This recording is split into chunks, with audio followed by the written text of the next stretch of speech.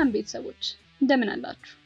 ተወዳጆቹ ጥንዶች ነብዩ እንድሪስና ሀና መርሃ ጸዲቅ በከተማችን ቅንጡ የተባለውን ዘመናዊ የወንዶች ፀጉር ቤት ከሰሞኑ ማስመረቃቸው ትልቅ መነጋገሪያ ሆኗል።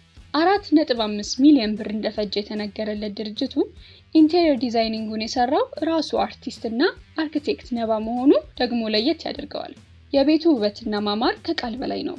በዛሬው ቪዲዮአችን ስለ ምርቃቱ ብሎም ስለነዚህ ጠንካራ ጥንዶች ልዩ መረጃ ይዘን መተናል። ቪዲዮን ላይክ፣ ቻናሉን ሰብስክራይብ ማድረግ እንዳይረሳ። ቀጥታ ወደ ቪዲዮ እናልፋለን። አብራችሁን ቆዩ።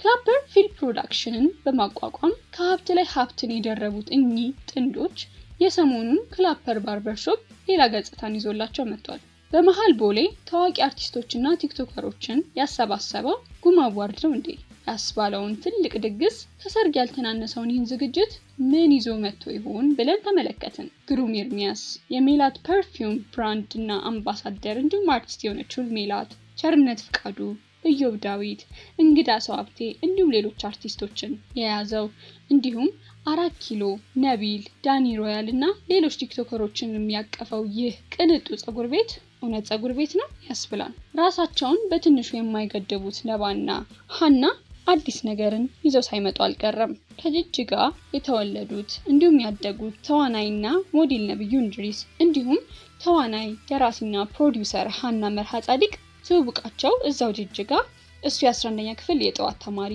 እሷ የ10ኛ ክፍል የከሳት ተማሪ እያሉ ነበር በጓደኝነት የጀመረው ወደ ፍቅር ተቀይሮ ተጋብተው የአንድ ወንድ ልጅ ወላጆች ሆነዋል። ሰርጋቸው በኮቪድ ሰሞን በፎቶ ብቻ ያለፈ ቢሆንም ወንድ ልጃቸው ግን አሁን ካነን ይባላል። እስቲ ትንሽ ወደ ኋላ ልውሰዳችሁ። ሀና በቲያትሪካል አርት የተመረቀች ሲሆን ጥቂት ቲያትርም ሰርታለች። ከዛ ግን ሙሉ ለሙሉ የፊልም ዓለምን ተቀላቀለችው።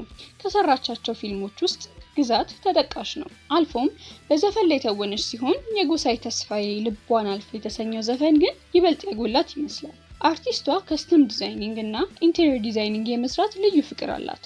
ከነባ ጋርም ይሄ ሳያመሳስላቸው አልቀረም። ምንም ነብዩ በኢንጂነሪንግ ቢመረቅም አርቲስቱ የአልሳም ፕሮፐርቲስ እና የሳምሰንግ አምባሳደር በመሆን ይሰራል። እንደመታደል ሆኖ ከነባ ጋር ሙያቸው መመሳሰሉ ሳይጠቅማቸው አልቀረም። ለሱም ቢሆን አርቲስቱ የመጀመሪያውን ፊልም ከሷ ጋር ቢሰራም ከፊልሞቻቸው ሁሉ ተፈጣሪዝም ግን ቀልብ የሳበና አንድ እርምጃ ከፍ ያደረጋቸው ነው። የጥንዶቹ ፍቅርም ለየት ያለና በሰው ሁሉ የሚታይ ነው። በመሐከላቸው ጸብ ቢፈጠር እንኳን ሶስተኛ ሰው የማያስገቡት ጥንዶቹ ስሌትና ሕግ ለፍቅር አይሰራም ሲል ነብዩ ይናገራል። ከሀብት ላይ ሀብትን የደረቡት እኚህ ጥንዶች የሰሞኑን ክላፐር ባርበርሾፕ ሌላ ገጽታን ይዞላቸው መጥቷል።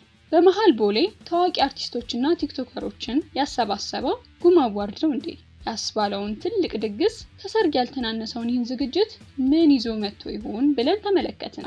ራሳቸውን በትንሹ የማይገድቡት ነባና ሀና አዲስ ነገርን ይዘው ሳይመጡ አልቀረም።